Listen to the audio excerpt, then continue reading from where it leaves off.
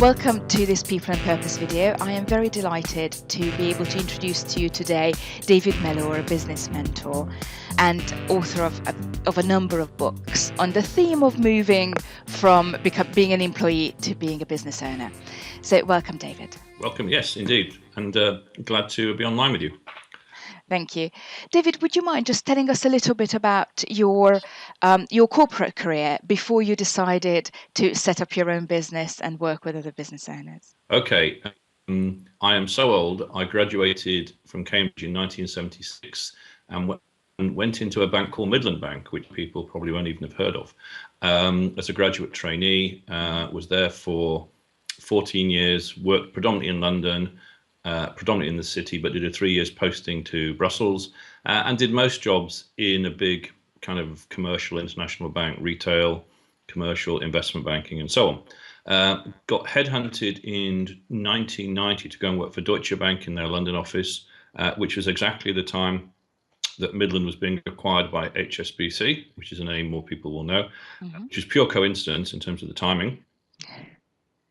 And then again, did a mix of commercial and investment banking. And the most relevant piece, I guess, to what I do now was the last 3 years when I was one of 5 partners in an in-house strategic investment fund.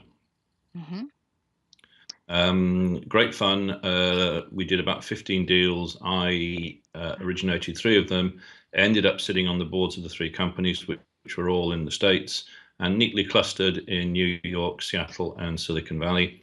And I loved it. And it wasn't an epiphany moment, but I suddenly realized I had a greater affection for the little guy, the big gorilla whose investment I was protecting.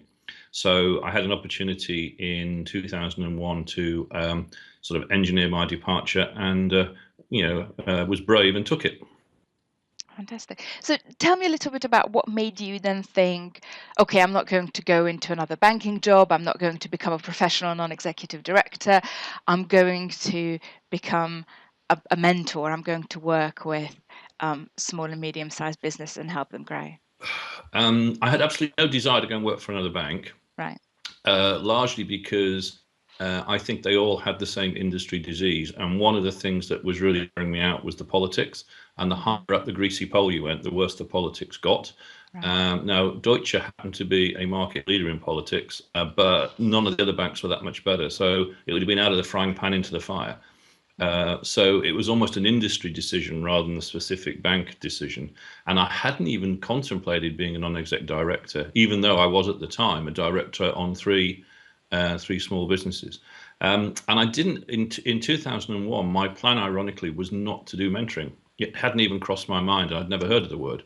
My plan was, I'd carved out a little niche at Deutsche, which was in terms of relationship management. Because if you invest in an early stage company, the hard work starts as the investor once they've got the money, not the due diligence to get them the money. And so I had noticed through the work I'd done on these 3 companies that they were very good technically at what they did, but there were a lot of other things that they were not particularly good at.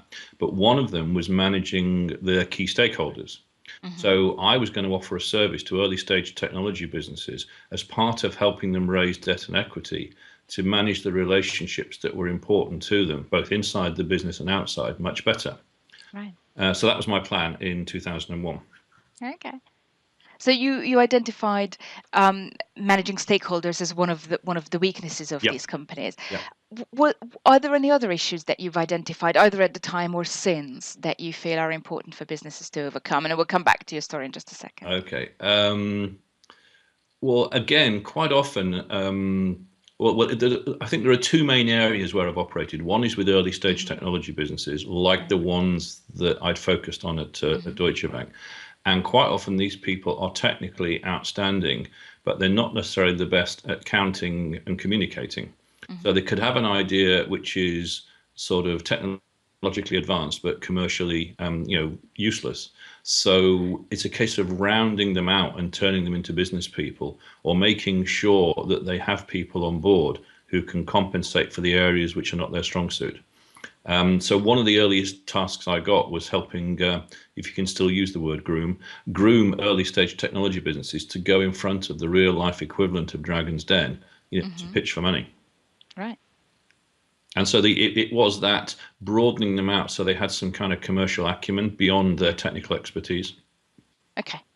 That makes perfect sense. And I can absolutely see that there is the sort of skill that a company would need to buy in rather than be able to develop in-house, or at least have some support in developing it. Nice. Okay, so that's where you wanted to focus. And then what happened? How did you end up as a Uh, mentor and an my, author? my business idea lasted 24 hours, basically. Okay. Well, it was a bit longer than that. If I give you a clue, my first day in business as myself was the Monday of the week of 9/11. Right. And my first client, who I'd already lined up, was in downtown New York. Wow. And whilst there were no fatalities, they were put out of business by one of the knock-on effects of 9/11. And all of a sudden, people spending money, people stopped making decisions. Nobody wanted to invest in anything. And 9/11 was a fantastic excuse not to do anything for lots of people. And so I just couldn't get it off the ground because it was viewed as a discretionary spend as opposed to, something more than that. It was viewed as a cost and not an investment. And it just became really, really difficult 24 hours in. So I had to be brave enough to kind of change what I was going to do. And that's where the mentoring came in. Okay. So tell me about your work at the moment. Okay. Um, as a mentor, and then we'll talk a little bit about the books that capture quite a lot of your experience, because Yeah. I think it's a really useful way of the series is actually a really useful illustration of some of the key issues that I suspect you've been working with. Yeah. So who do you work with at the moment, and what is it that you do for them? Oh, goodness. One of the things that is quite interesting is, well, they fall into two basic camps, actually. Hmm. The first one, I do a lot of work at Cass Business School in the Hmm. city. And I have this grand title of Honorary Senior Visiting Fellow. Once I figured out what it means, I'll let you know. But basically, one of the things I do a lot of work there on bespoke training for sort of larger institutions, both public and private sector, and some from overseas. But I also mentor quite a number of the students, particularly the executive MBA students, who tend to be Hmm. kind of mid-30s. They've got sort of Yeah. 10 years experience under their belts. And they're looking, or a lot of them increasingly are looking to, at some stage set up their own business. So I'm offered up sort of, by the faculty to be a mentor to MBA students who are either thinking of setting up their own business or they have already, or who are doing a dissertation which is MBA focused, which is Hmm. entrepreneurship focused. So that's the first camp, if you like, Right. which is quite exciting. They keep me on my toes. And then the second is people predominantly, but not exclusively, who have come out of large institutions, again, public sector, private sector, voluntary Hmm. sector, who don't want to work for anybody else. They want to set up their own business. And the vast majority of them, and I think last time I checked, it was about 70%, the vast majority want to make money out of what they know, i.e., what's Right. in between their ears, their intellectual capital. So Yeah. helping them become consultants, trainers, coaches, or whatever it is they want to be, because it's not an easy transition. Mhm. Of course not. And then it's quite funny that you say that, because I've certainly been there, and it is it is challenging, isn't it? But in a good way. Yep. So, um, what would you say, actually, while we're talking about this, what would you say are some of the key challenges of moving from being employed by a large organization in whatever sector and transitioning um, into running one's own business, particularly in kind of the knowledge economy? Okay. Well, I think the first one is moving from being a subject matter expert to a business person. Hmm. And all of a sudden you haven't got this infrastructure around you that sort of protected you thus far in your career. So, a lot of people have never had to prepare a business plan. They've never had to put together sort of, sales forecasts and cash flow forecasts. They've never had to sell. They've never had to ask for business. And Right. so there's a whole range of things they've never done before. And so it's getting them to appreciate the sort of the skills inventory they're going to need to actually be successful in their new role, and to then work with them to figure out which things can they actually do, which things could they be trained up to do, and which things would they be better outsourcing to somebody else or bringing somebody else in, and getting that sort of cocktail right so there's no blind spots. All right. So it's almost the getting to know what you don't know Yeah. question, And so isn't there's it? absolutely, so Yeah. it's almost like going through a shopping list and saying Right. you're going to need all of these to varying degrees. So are you going to do it, or are you going to get somebody else to do it? Mm. And linked with that, I think it's quite often helpful to do some sort of self-awareness work with them, in terms of like emotional intelligence, because Right. how well do they know themselves? Because the better they know themselves, the better they can start reading signals in other people. And they can then start thinking about adapting their behavior to better match the way the other party wants to be communicated with, which increases the chances that you can build an initial rapport, which leads to a relationship, which leads to a sale. So this actually does come back to the sort of stakeholder management thing that you were Well, it talking does, yeah, about it from does. It's kind of 15 years circle ago. of Yeah. life stuff. Yeah. But it's again, I mean, one of the things I do a monthly workshop, which is for people who find sales either scary or daunting or both. And it's trying to get, because most of them associate sales with people that they don't like, but they've got to go and do it. So Mm. how do you deal with that sort of conundrum? And it is all around, I use a neuroscience tool. It is all around this understanding yourself better, then starting to read signals in other people, and then having the will and the skill to adapt your behavior to better match theirs. Nice. So if beyond attending your workshop, which is Yep. obviously the Yep. the more comprehensive thing to do, what would be your specific advice for someone who finds themselves in that position at the moment? How would I start to do that work around understanding myself better and reading other people's signals better? Well, the tool I use, and people are welcome to go and have a look on the internet, is called Prism, Prism, as Right. opposed Yeah. to prison. And it's the website's www.prismbrainmapping.com. It's all one word. Hmm. And you can use it for a variety of things. I used it at the business school for you can use it for sort of leadership, building high performance teams. You can use it for stakeholder management, and you can use it for sales. Right. And the common denominator is this sort of adaptive behavior, to build a better rapport. Interesting. And actually, you're right that we started this conversation from sales, but actually that applies as much to leadership Oh, as anything it's else. change management would be another big area. If you Yeah. have to win hearts and minds on a project, Yeah. then you're selling an idea. You may not be Mm. selling a product or a service, but you're trying to get people's buy-in to something where you need to get a result. And so how do you get those people on side? Nice. Okay. So beyond the getting to know what you don't know and Yeah. understanding that shopping list and then making decisions about what you're going to do, develop, or outsource, what else tends to come up as a theme for your mentees? At the very early stages, Yeah. I think the number one is not necessarily understanding what they're getting into. Hmm. So it's a case of how do you help them go into it eyes wide open rather than eyes wide shut, and particularly if they are. If you imagine there are three risk scenarios. One is you're going to go and use what you know in a market that you know and knows you. That's about as low risk as you can get. So Right. there's less homework to do. If you're going to go and apply what you know in a market that doesn't know you, you've already increased the risk. And if you're going to do something different in a market you don't know, then that's the highest risk you can get. So where are they on that risk spectrum? Because that will determine the amount of homework they have to do before they actually launch. So they do launch eyes wide open. That's Mm. probably the biggest one. The second one is funny. There was a survey done about why small businesses fail, because you've probably Hmm. seen the stats that 50% don't last a year and 80% are gone in 5 years. Yeah. So part of my job is to help people beat those odds. And the survey showed that the main reason most businesses fail is that they run out of cash. Now that's completely accurate, but not helpful. It's a bit like saying the patient died because they stopped breathing. You've still no idea what went on. Mm. And one of the most common reasons they run out of cash is they do not understand, because they've never had to do it before, how hard it is to get paid. Yeah. Just because you've issued an invoice, don't assume the other party is straining every sinew in their body to pay it.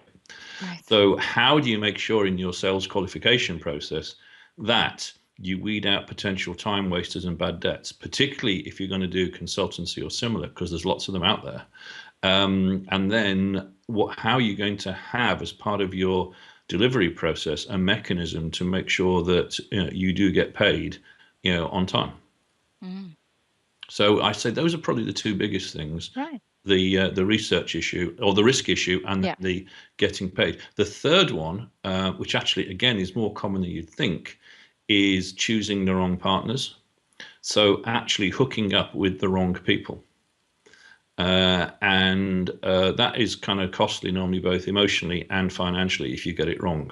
So how do you make sure that if you are bringing somebody into your business or setting up some kind of strategic alliance, whatever it may be, that you have the power of discernment to select the right people for the right reasons, and to have the courage to walk away if not all the boxes are ticked?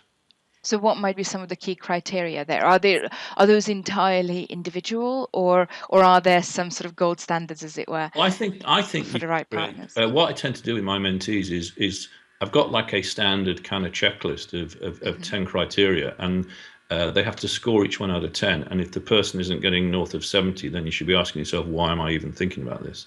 Okay. But I mean, for example, some of them are the extent to which you feel this person operates off the same code of conduct as you, because Hmm. that's important. The extent to which they have a market reputation, and that they are known, rather than being a well-kept secret. The extent to which you think they will buy into a brand that isn't them. Their ability to bring business in, or they're going to expect you to feed them. You see that one so often, Mm. where they're quite happy to take the money, but they're not actually contributing anything to the growth of the business. Right. Um, sort of their ability to both win clients and then keep them happy. Hmm. And the kind of the list goes on. But yeah, Yeah. I've got this kind of this standard list, but then I tweak it for the individual depending on their circumstances. And it's interesting if you get somebody to do it retrospectively, where they've already got involved with several people, Hmm. get them to score it as if they were thinking about taking them on. You can see them go pale as they start realizing all the reasons why they shouldn't have done it. Hmm.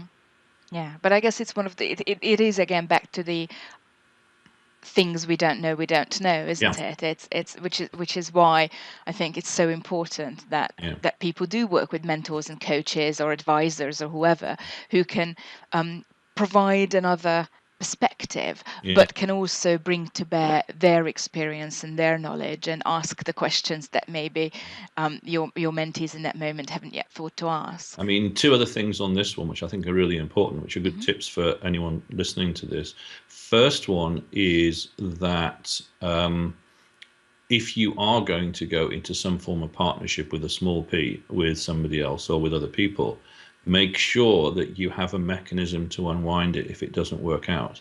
And that includes, quite often these things don't work out because of a health issue, a family issue. It's not that they necessarily fall out, or it's not working. So Yeah. a variety of reasons why it's not going well. And have you got a mechanism to, like, it's like a living will, if you like, have you got a mechanism to unwind it if it's not working? And then the other one, if you're setting up a company, I work quite closely with one of well, he's still a mentee actually, who's a lawyer. And he's come up with this fantastic kind of lawyer's prenup, for want of a better word, where it's all the things that the various potential shareholders have to agree on before you go anywhere near spending money on having a proper shareholders agreement drawn up. And quite often, that is a good kind of litmus test of whether it's going to work. Because if they can't agree on those basically terms of engagement, if you like, then there's no point in setting up the company. All right, so it almost surfaces some of the questions Yeah, that you've it does. just It prompts proposed. them to Yeah. commit what they are agreed on and what they're not. Mm. And I've seen a number of occasions where I've facilitated them talking about this, and you can just see the light dawning around the room, that it's not going to work, Mm. or it's not going to work with that group of people. Yeah. And so you're protecting the founder from a potentially damaging mistake. And I said damaging both emotionally and financially. Absolutely. And what's interesting is that actually, if you can have that relatively neutral conversation at the very beginning, where people just say, well, you know what, turns out we're not a great fit. Yeah, That's okay. yeah, At that point, everyone can walk away friends. yeah, 2 years down the line, yeah, chances are that that would be just that much more yeah. And difficult. you get situations where one of the prompts in this thing is, how are you going to feel if one of you is bringing in more money than the others put together, in terms of what's an equitable distribution of that? Right. Yeah. Do we all get the same, or does the person who's bringing the work in get the lion's share of the revenue? Yeah. And it's a fairly neutral conversation to be had at the Oh, beginning, it's neutral. It's but it's not neutral 2 years down the line when people and are unhappy about basically, it. it quite Yeah. quickly can become not neutral if there's Yeah. somebody who gets agitated by it. But because Mm. quite often they haven't thought about these things. Yeah. Yeah. Okay. I- and we're still in the realm of stakeholder management, it turns out, but we're now talking about Or parties and perhaps I should stakeholders. change all my collateral. No, but actually, this goes back to that kind of core expertise piece, doesn't it? Yeah, That actually turns out that stakeholder management kind of runs all the way through everything. yeah, it's So, got to be in your DNA. I think it's yeah, quite clearly. So, one of the ways in which you make your advice and your knowledge accessible is through the book series. Just tell yep. us a little bit about the book Okay, series. right. Well, there's two, and I'll take the three up. There's the Crew to Captain trilogy, okay, Hmm. and how it all started. I used to do a lot of workshops from about 2005 up till now, really, for people predominantly from the city, but not exclusively. But almost all from large institutions who'd been made redundant and who had decided they didn't want to work for somebody else. Right. And so it was a 1 day workshop. I used to do it in like groups of 12. In the immediate aftermath of the financial crisis in 2008, I was doing this 5 or 6 times a month. Mm. So it was like Groundhog Day.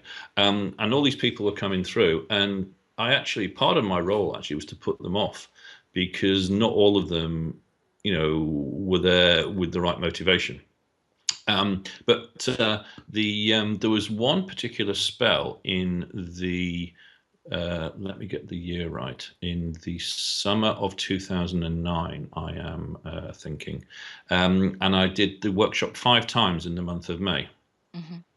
And 5 people from different institutions who didn't know each other said to me at the end of the workshop, they said, wow, if you could capture the content of this workshop and your energy and your quirky sense of humor, then you'd have a really powerful book.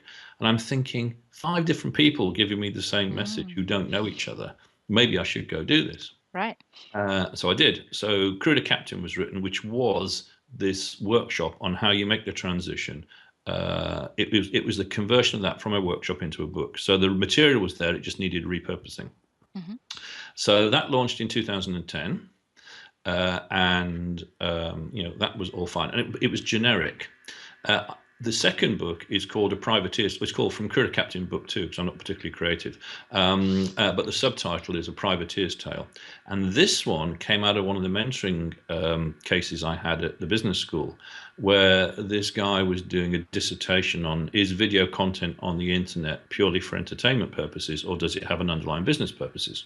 Which was quite a neat topic. Yeah. And he had a FTSE 100 company lined up that was going to be his guinea pig for his research. And they let him down about this time of the year. And he was in a flat spin in terms of, well, without the research and the evidence, I'm completely screwed. So I said, well, look, I've just had some video clips done for my website. Am I too small? And he kind of leapt at me like a drowning man who's found a piece of timber. So one of the interesting things that came out of his research, and he did like a Survey Monkey thing, Hmm. and one of the things that came out of that, the majority of people, when they looked at my website, in terms of figuring out what I did and what made me distinctive, the most common answer was that I was the consultant's consultant. And again, I hadn't even thought about this. But Right. actually went back and looked at the stuff that they could see. About 70% of the people mentioned I'd helped them set up consultancies or equivalent. Hmm. So I thought, oh, and at the time, because I have to be hit several times before the message gets through. At that time, I was asked by the business school to create from scratch a workshop to help academics be better at selling themselves as consultants, which they're allowed to do, Mm, and above their academic contract. Because they're normally subject matter experts with global reputations, but again, they've not been taught how to win business. right. So I had to design this workshop around what is this art of consultancy all about? What does good look like? How do you win clients? And how do you keep them happy so they come back again or refer other people? And that was over 2 days.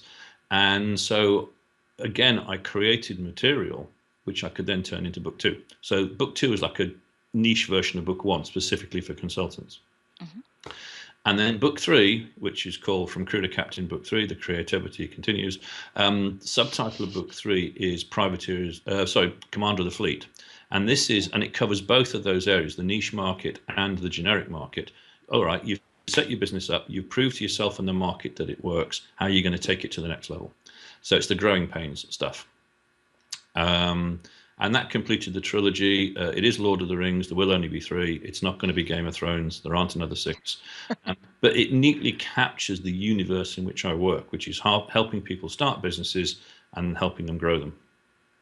Fantastic. And primarily then consultancy businesses, although it sounds like most of your, I mean, I've certainly read Crew to Captain, and that would apply to most businesses Oh, out yeah, there, but it yeah, certainly is a really good fit for yeah, consultancies. yeah. Yeah. Okay. So of the, and they're obviously full of a range of advice, but of Yeah. the three books, what would you say are some of the themes, some of the key pieces of advice that you might want to give someone who's considering the move from employee to business owner? Over and above what I haven't said already, Hmm. let me think. Or I wonder whether there's something around leadership as well. I know that that's a topic that you touch on fairly frequently. Yeah, I think there is some stuff about building your own. I mean, there's a lot of talk when you're out networking in the small business community about, building your personal brand. But I Hmm. think you also need to build a leadership brand as well. And Jeff Bezos, the guy that founded Amazon, he's got a great quote where he said, "Your leadership brand is what people say about you when you're not in the room." Yeah. So, how do you build a leadership brand which you would like to be your legacy, what you would like to be remembered for? Um, and I'd never really thought about this because I thought, what would mine be? And I thought back to my time at Deutsche Bank where I'd never heard the phrase leadership brand mentioned at all. But in one of my annual appraisals, um, it said, gets results because of his people rather than at the expense of. And I thought, I quite Mm. like that. So that was an example, if you like, of a leadership brand. Very simple, easy to remember. And that is actually what my reputation in the banking world was based on, either turning around underperforming teams or building high performing teams from scratch. So I think Excellent. the leadership brand thing is quite important.